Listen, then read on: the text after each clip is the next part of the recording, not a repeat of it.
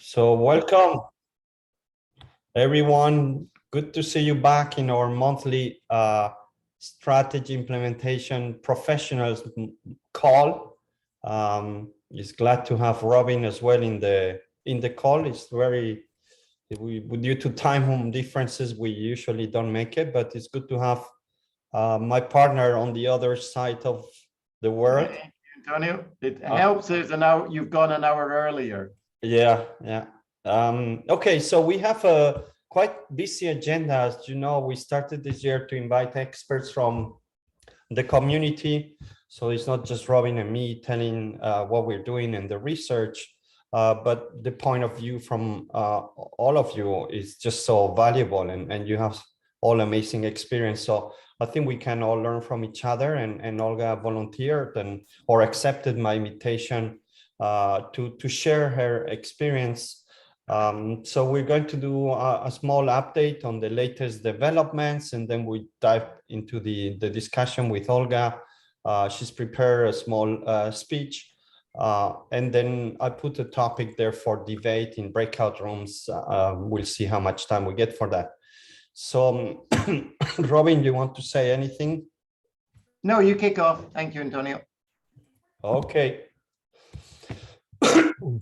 So in terms of numbers, we do that every month. We reach 315 approximately. The numbers always vary a bit. We have 97 certified professionals. We're looking forward for the number 100. Probably this month will happen.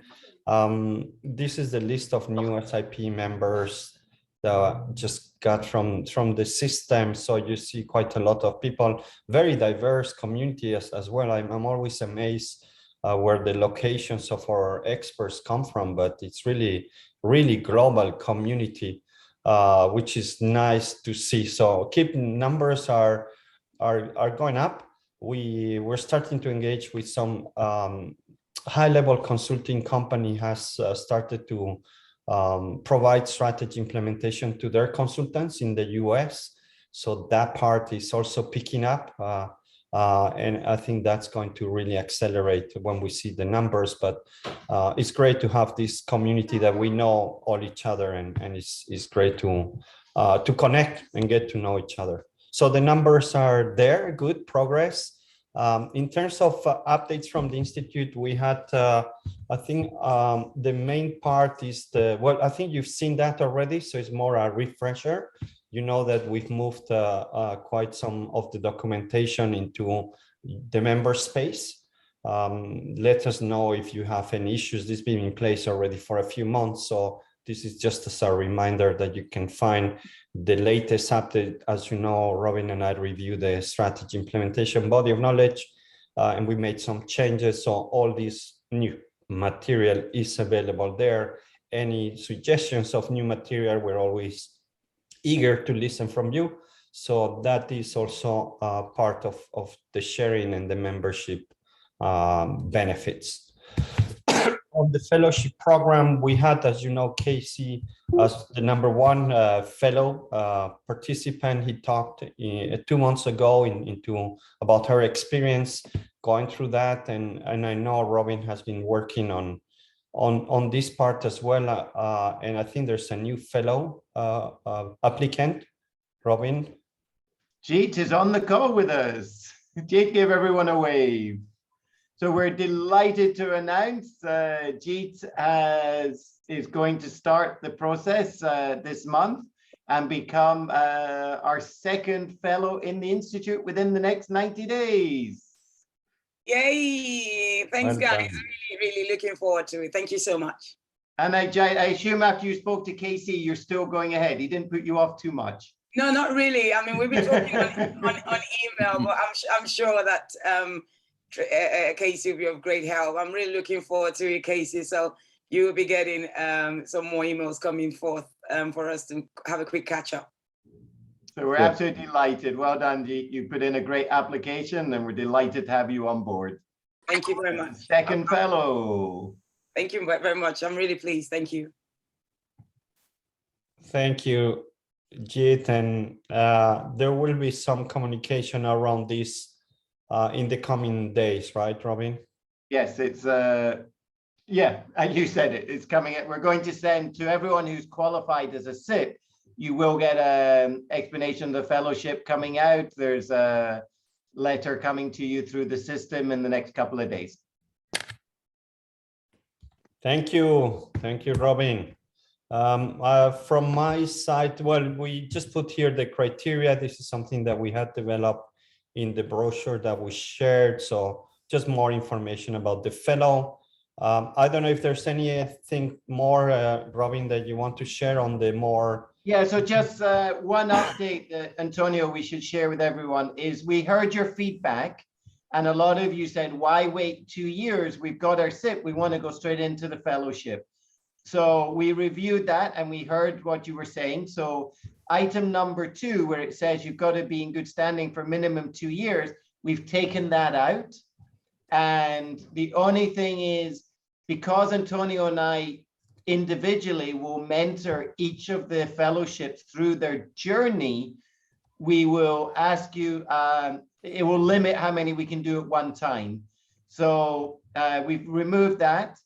And the other thing, Antonio, I didn't get a chance to update you because it just came in this afternoon, is going forward, we're also going to upgrade the monthly meeting registration. We'll do it through the website and that will be upgraded as well, because I know in the past we've had a couple of hiccups with websites and Zoom logins. So we're just at the moment upgrading that at this point as well. Thank you, Robin. Right, so that was the Institute update. And now we go to core part of today. So thank you, Olga Valadon.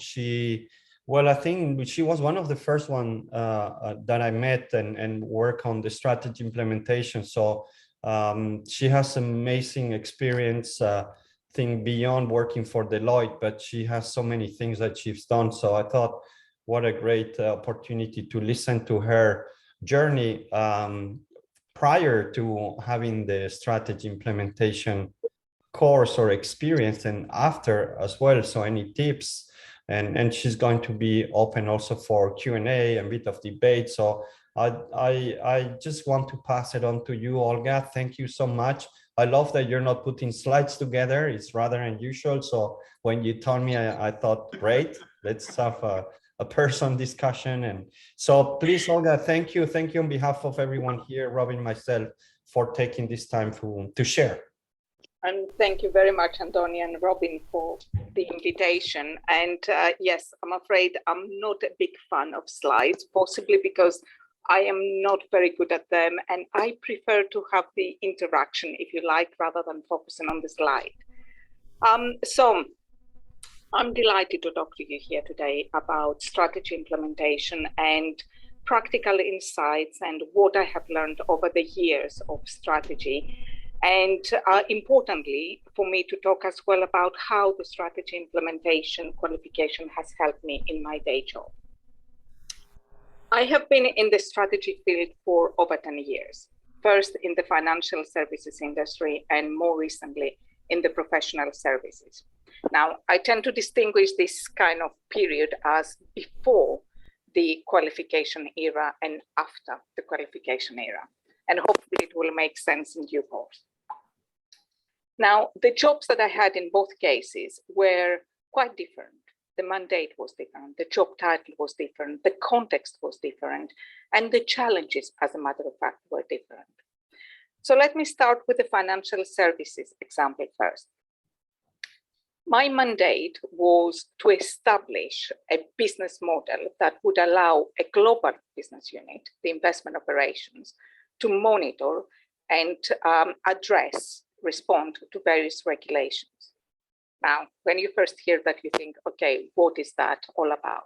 But let's put that a little bit into context. This is a global business unit in a global financial services company in the aftermath of the 2008 global financial crisis. At that point in time, the industry was facing unprecedented challenges. There was a tsunami of regulations. And as a matter of fact, the regulators had started changing their approach, something that not a lot of people in the industry spotted immediately.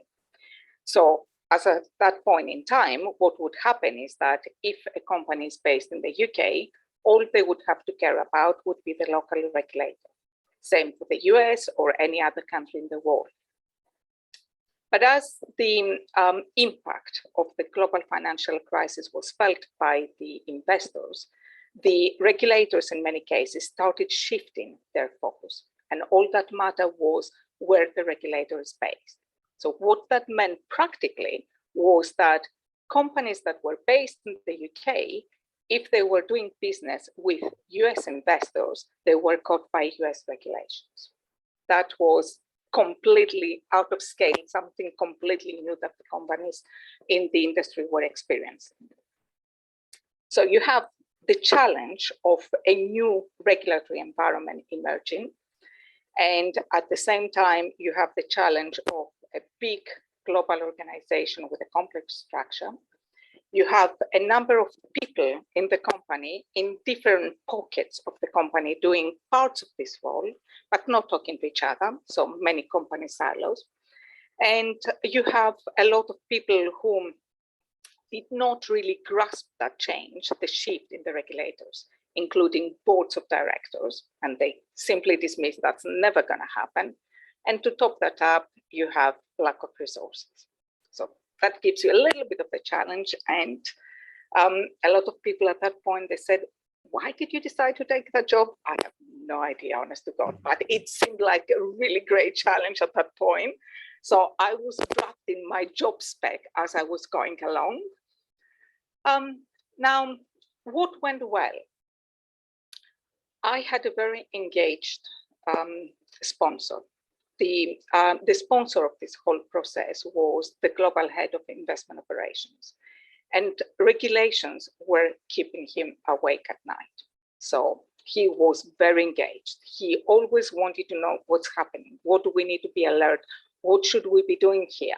How do we mobilize the teams? So that was great. So whilst I had no resources, I had his support. And that meant that he opened channels of communication for me internally. And he did that both ways. He did it downwards with his teams. He made sure that the teams were engaged and they knew exactly what was happening so that they get prepared. And he also offered me access upwards to the boards of directors. Now, at the same time, what I did was I had to get to grips with the business unit. Now, again, to put that into context, that is a global business unit. We had on average about 1,000 people across the globe in North America, in many places in Europe, and in many places in Asia. Whilst a lot of the processes were replicated across the globe, the reality was that there were a lot of nuances and there were many different teams. And every one of those teams was doing a part of the process, and all of them were connected into the bigger purpose of what the investment operations were meant to be delivering. So it took me about 18 months traveling the world at that point and trying to figure out, talking to various people to understand what is it that you do? How does that fit in the big picture? And another challenge to that, which I hadn't appreciated, was the fact that the same things in a country mean different things, or actually, let me rephrase that. Different countries have different words to express the same things. So I was sitting there in meetings in various countries trying to understand, why are you doing that? What does that mean? I don't get that. We do it in a different way in the UK, till I realized that they used a different term to explain something that I knew it as a different thing in my country. So quite a few intricacies there, to be perfectly honest. And at the same time, I had to understand the regulatory environment and understand what are all these regulations that we're facing. How are they impacting each one of those teams? So by the time I was doing these processes in parallel, it took me maybe about 18 months. All these work streams, the regulatory environment and the business knowledge going along each other. And by the end of it, I was able to produce a scorecard, which was more like a traffic light system, if you like. And the purpose of that was to actually have a list of all the regulations with a traffic light system as to which areas of the business unit are impacted and what is the priority of those regulations. So in that respect, all those things were going well. And within our business unit, what I set out to deliver, it was delivered within 2 years. And you would have thought, okay, that is fantastic then. What was the challenge? Well, the challenge was that we did not have a long-term vision.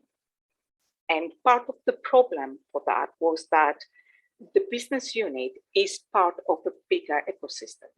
There were a lot of different business units within the company. And a lot of the regulations were not just impacting our business units. They were impacting a lot of the other ones, which meant that no matter how well we were doing in our business units to keep track of those regulations, the fact that we hadn't brought along in that journey with us other stakeholders, the company was not moving forward. And that was a big problem. We tried to actually engage with a lot of the stakeholders to start with. And as I mentioned, even a lot of the boards, they just simply dismissed that regulators are crazy, that is never going to fly, that is not going to happen, we don't need to be bothered about it. And it took eventually maybe about a couple of years for them to start saying, okay, you know something, this is not moving. This is not going away. We need to start thinking. So let's work together. So we started in that kind of context, we started pulling resources together and knowledge and expertise. And it was not just simply investment operations. We had the legal, the compliance team, we had project management who were trying to figure out, okay, which one, you're asking us for 10 projects, which one needs to take priority? We don't have all the resources here. So it was very interesting times. And in the process, we got to understand, all of us, including the boards, a lot better as to how we work as a company. We were able to avoid duplication of effort and create a lot of synergies. But unfortunately, that did not quite last long. So I'm throwing a little bit of a spanner there, because what happened was that we put so much effort to create something, but then the sponsor of the process, it was time for him to retire. So his successor had a completely different view on what this process should be all about. And he was not really keen on taking the responsibility for it. And eventually the business unit was pulled out of that effort, the collaborative effort. So quite a few things then, things that went well and things that are important for the success of the strategy, having an engaged partner and engaged sponsor in the process, being able to have open communication to engage your stakeholders, and not just stakeholders within the team itself, but outside your unit, your broader ecosystem, educating boards of directors about the implications, and also the importance of a long-term vision and what happens when it's not there. So before I move on to the next example, this is my pre-strategy implementation qualification experience. I'm just curious, Antonio, Robin, if you have any questions. Thank you, Olga. It's great. I'm too excited to see what's coming next. You know, what happened? How did you learn from the strategy implementation to address? I think the challenges that you phrase and share are very common. I think the probably they are in most of strategy implementation situations. So just resonate. Can I squeeze in a question, Antonio? Yeah.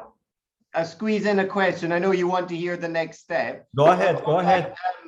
You touched on something that I'm sure some of the people on the call are curious. You said it very naturally that you have a sponsor who supports and encourages, but I'm sure many of us have been in the position where you don't have a sponsor who supports and encourages. So what advice, recommendation would you give when you find yourself in a position where you end up with somebody who's not what you'd hope for, to put it politely?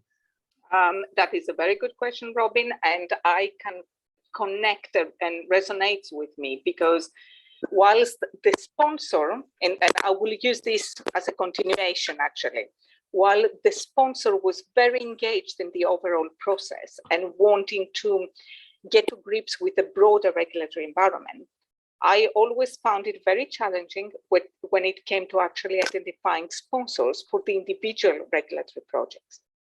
And there was one in particular, actually, a global tax project, which actually was touching upon all the various areas of the business, and finding a sponsor was actually, frankly, an absolute nightmare. For about 2 years, we were trying to find a sponsor. We were lucky, actually, that the regulator had some significant issues trying to come up with the final regulations, and the regulation itself, the execution of the regulation, was delayed significantly. Otherwise, we would have been in trouble. And so what I tend to do in that case was I talked to the point that I had a nickname that I was called as the regulation itself. People were fed up hearing of me in many cases, but I tried to create urgency. But in the process, I tried also to be quite honest as to what kind of sponsor I needed to be by my side and what were my expectations. And my advice to that would be that if people need to be quite clear as to what they're looking from the sponsor. Do they want a sponsor who just simply needs to be there on just as an oversight point, as a sounding board, for example, that, okay, if I need them, I know where they are, I can go and talk to them and I can get advice? Or do they need someone who needs to be very engaged? It depends on how people like to work. Does that help you, Robin? Sorry, I just had to switch mute off. Yes, absolutely. Thank you for answering it. So Very I think Thank it's you. very personal choice, to be perfectly honest. And I do like sponsors who are there if I don't need them, but I don't want them to be every 5 minutes, is this done? Is this done? Can we do that? Because in most cases, they don't understand the intricacies of what we're trying to actually apply there, what we're trying to do. And sometimes they can become more of an obstacle rather than help. Yeah, especially when they micromanage. Exactly. So. Okay, let's go. Yeah. Okay, I'll go then to the next phase. So this is my, so I'm moving forward now to my current role as in the professional services industry. So what was the mandate? I became chief of staff for a head of a group, and the mandate was for me to support her in terms of building the strategy and executing the strategy for the group and having an outlook over a 5-year period of time. Now, again, let's put that a little bit into context, what exactly was going on. This was a brand new group that was made up of 7 different teams that came along together. They used to be part of different parts of the business, and they came along together to form this new business unit. And they may have worked in some cases in the past together, but more likely not. The only thing that they had, these units, in common was the fact that they had the same clients. They were servicing the clients in the same industry, i.e. financial services clients. There were significant differences in the culture of those teams. We had, there were different pockets of people as well, as in there were the people who had been throughout the whole system from the start of their career. They have not experienced anything else outside, and they were quite, okay, this is the way that we do things. And then there were the people who were coming with a fresh perspective, who wanted to make changes. And to top that up, it was also the fact that people had made the mistake, or I don't know if it was intentional or unintentional in terms of not realizing it, but they always confused strategy with financial performance. So many times you would say, what is your ambition? Oh, I want to be an X million company in how many years? And you think, okay, that is not strategy. So that is the context.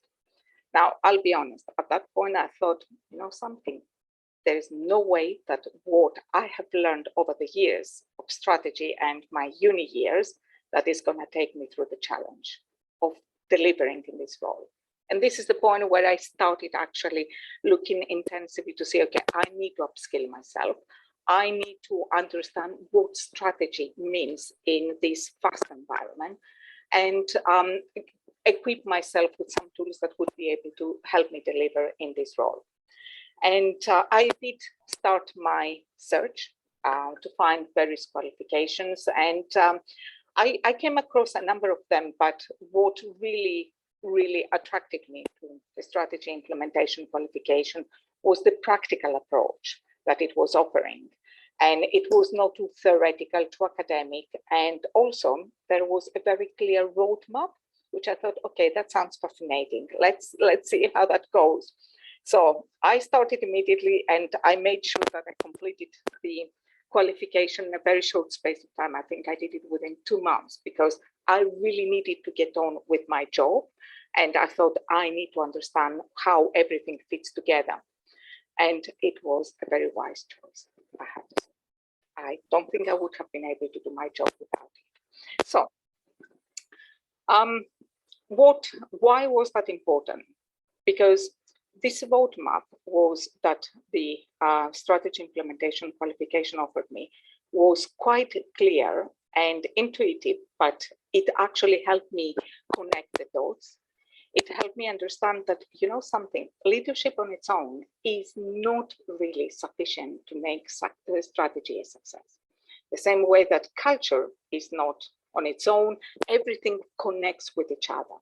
And the part that I quite personally, I really liked a lot was the additional circle offered within the roadmap about the crafting, embedding, executing, and sustaining. And the reason why I'm saying that is because I'm very action oriented. So if anyone says to me, oh, okay, this is the problem. Oh, okay, fine. Okay, let's get on with this. We have this idea, let's execute. But this framework allowed me to think, you know something, I need to take a step back. I cannot be the person who just simply executes. I need to be able to take a different approach as to how I bring everybody on board. So I took the learnings from the course and I implemented them in various shapes or forms in my company. Again, I was lucky because I had an engaged sponsor, and it was the head of the group, and obviously it was to her benefit to make sure that the strategy was working. So she was very engaged, but equally she was the kind of leader that okay, so it's okay. So she was very engaged, but equally she was and remains, as a matter of fact, the kind of leader that would not just simply tell people what to do. She wanted to bring people along that journey and engage with them, because she knew that that was the best way forward. So we devised a strategy of how to bring our stakeholders on board. And that was complex on its own, because as we said, there were different pockets, and there were the people who were open to change, but we knew that there were the people who would resist change. Then after that, the next step was for us, how do we educate them as to what strategy is? And this is where I took the balanced scorecard, as a matter of fact. I found it to be the simplest kind of framework that I could actually get them within a couple of hours to sit down and think of this is what needs to be done without them feeling that they're putting too much effort and making that a big thing. And equally, for me to be able to convince them, what I did at that point in time, I identified the leaders in the teams who were keen to be on board. They were open to change. So I started the process of using the balance scorecard with them first. And by the time they have built their beautiful deck of strategy with all their actions and so on, we use that as a role model for others to follow and convince them, you know something, look at that. Those guys, look what they have in place, what they're doing. And it only took them, what, maybe a day or two to put that together. And then they ran it through with their teams and they brought everybody on board. And by the time we did that, the next step was for us to understand, is our culture fit for purpose? That was a big question, because what we were trying to do as a group was completely different from what we did before. So I did a culture evaluation at that point, which was an interesting process, and it actually threw a few surprises. But nonetheless, it was a good kind of wake-up call for a lot of people to realize, you know, something, okay, we need to do something different here. And so this is what went quite well. Now, what did not quite go well, there is always, I'm afraid, that there is never perfection. Tracking our performance, that really was really tough, because no matter how many Excel spreadsheets and how many ways I have devised to make sure, okay, people, these are your actions, this is what you have agreed, this is who is responsible, this is when I want you to be able to give me an update. The reality was people were getting so busy with their day-to-day deliverables, the resources were always limited, the attention and focus was not always there. And somehow I felt, okay, maybe people still think that, okay, strategy is one-off exercise. You do it now, off you put it in the shelf, end of story, which we know, all of us, that's not real. So that was one part which was not overly successful. Now, again, I would like to say that we have improved on that since, but that has not been the case in a sense that there was a change in the structure. So eventually, after 3 years, that group has been dispersed and we had to start again all over in a different kind of structure. So all in all here, and I can see here that Robin is very keen to ask a question. I can see that. So I would like to bring that into a conclusion and open up to questions and comments. For me, the important thing is that doing the strategy implementation qualification, it had helped me join the dots. It helped me understand that you cannot have a great leader and still based on that only to be able to have a successful strategy. There are a lot of other factors that you need to take into consideration, whether it's the culture, whether it's how you track your performance, whether it's how you engage your stakeholders or your teams and so on. But in isolation, none of those elements will work and deliver a strategy, a really successful strategy. So, and I strongly believe that I have no idea what I would have done in this role if I had not done this qualification. So, Antonio and Robin, thank you so much. It has been really great doing this course. So, thank you, Olga. And just for everybody, we didn't practice this before, Olga. This just comes from your heart and very honest feedback. So that means a lot to both of us. And this is why we built the Institute, to just provide tools and experience for people like you, Olga, to do their job better, to excel in their strategy implementation and help their company. So you just told a brilliant story, which I think makes us very proud of all this. Thank you, Olga. I don't know, Robin, do you have a question? Otherwise, what I wanted to do is let the people break out and think about what you listen from Olga. Olga, do you mind staying until the end? So it's still 20 minutes. Of course, of course. So that people can just absorb a bit what you're saying and see if they have any comments, anything that resonates to them, similar experience, any questions for you. So there's a bit more interaction, just a few people raising their hands. So what I'm going to do is just put everybody in a breakout room, take a bit of time also to say hi. It's been a while since we see each other, and about 15 minutes, we get back and we do that Q&A with Olga. So let me just break up everybody into rooms. we're 25, so we'll put 5 rooms of 5 people. Sorry, for 5 people. And we'll be joining as well, me, Robin, Olga, if you want to join, of course, you're welcome. Of course. And let's have a bit more discussion there. See you in 15 minutes. Where am I?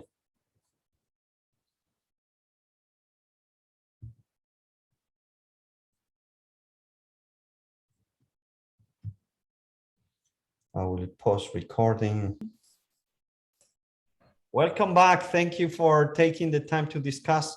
What I want to go is just through each breakout rooms and have somebody speaking up on what they discuss or share. So who was in the breakout room number 1? I think there was Jite, Shirley. You want to briefly comment or put a question to Olga? Yes, thank you so much. Give me really quick. It was very, very interesting conversation. I think we focused on 3 things. We wanted to kind of understand a bit more around the cultural integration and how the mindset was really changed. And I feel that when we talk about sponsors, sometimes the key element for them is that culture integration and mindset, which keeps them really aligned and very difficult to shift, even if a sponsor leaves, because the values are already kind of being put together. So it's very difficult to move away from that. We also talked about analyzing impact, the project impact as well. We'd like to know a bit more around what the steps were to understand once the project was established, how did you analyze the impact to see that it met the needs, not just for the sponsor, but for different levels of the organization. And the third point was value proposition. Something that we probably wanted to have a bit more understanding was around the business model, because we felt that the value proposition is key when you kind of planning or trying to kind of change or kind of rework strategy. So it was going to be good to really know what exactly was done around that and how what was the integration within value proposition to be able to outline the key values to kind of align to the long-term vision, and how easy was that for them to close that project when the sponsor decided to, when the sponsor retired, because if it's integrated into the value proposition, it's very difficult for any organization to shift away from that. Thank you, Jite. What a great discussion. I think we covered that also in our group.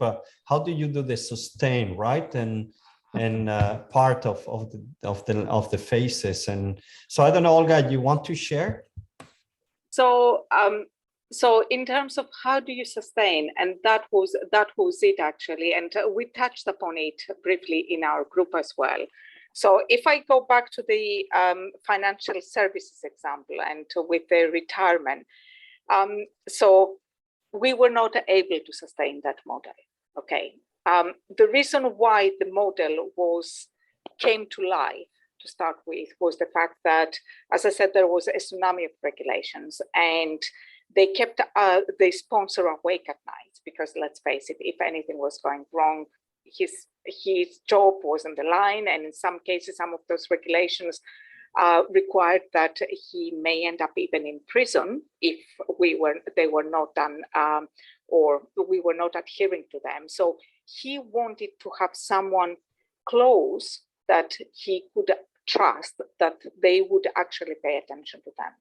There were already pockets, as I said, of people across the business who were actually already doing some of that job, but I don't feel, and that is only my perception, that he was really trusting them, that they will do the job.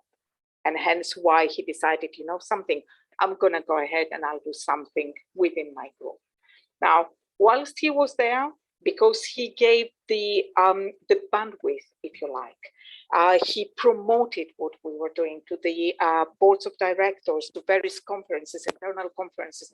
We became big as a group. And I say big as a group, it was only me to start with, based in the UK. And I built a team in India who were helping me. And part of the reason why we opted for India is because we were able to service all time zones across the globe. So we had an amazing model which actually did what was meant to deliver.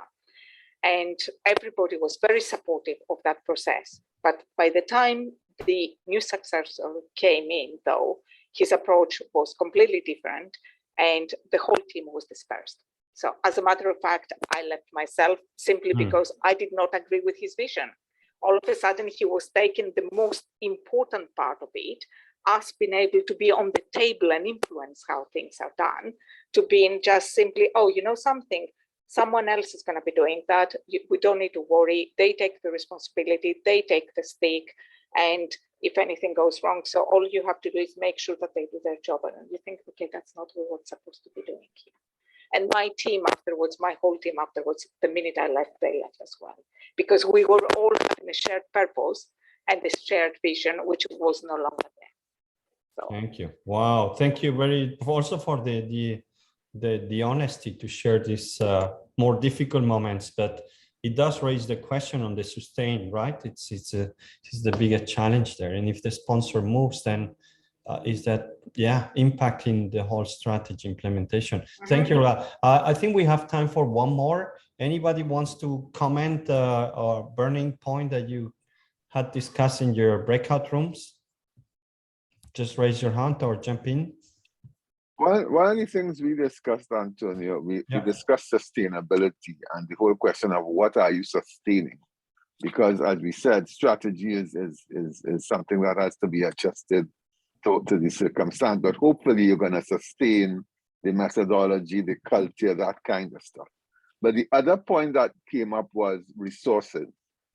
And so it's interesting that Olga says she didn't have enough resources, because I believe that's the default. You will never have enough resources.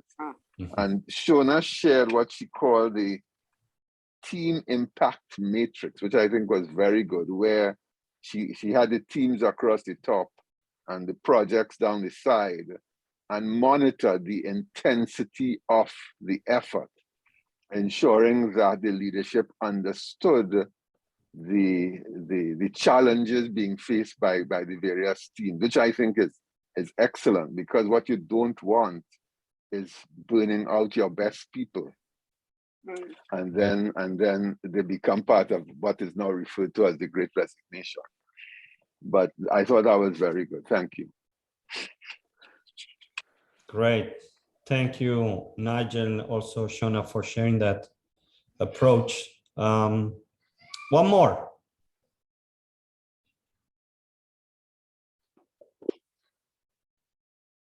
Robin, you had a question before that we skipped? No, we've been covered. Okay. So I think we've covered already a lot, so let's not rush it. I want to thank Olga for making the effort to share. It's just great to see the things in practice, right? It's there's nothing better than having the person who has experience and address the challenges that we usually talk on more theoretical basis. So thank you, Olga. Thank you, everybody.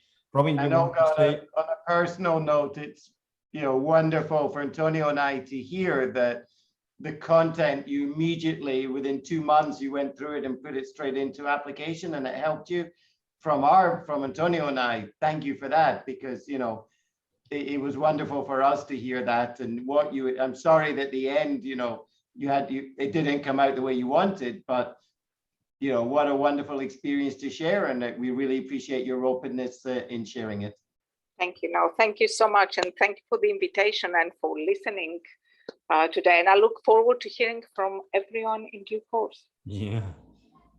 Okay, I want to finish here. The next call will be announced soon, beginning of. I can do it now if you want, Antonio. Yeah, if you have the date, please. Yep. So it's right after May Day, so it's Tuesday, May the 3rd. Mhm. It's at 1 hour after whatever time we started today. The presenter from the group is going to be Joe, who many of you know. So with the time differences, this is what works best. And as I mentioned, we're going to upgrade the system. So it'll be through the website, the registration for the call and the details. So we got your feedback on that as well. So we'll pilot that for the May meeting, and it will be myself hosting with Joe contributing. On May the 3rd, 1 hour later. Take care. Thank you again, Olga. Thank you, everyone. All the Thank best. you. Take care. Bye-bye. Bye. Bye, everyone. Thanks, Olga. You did fantastic.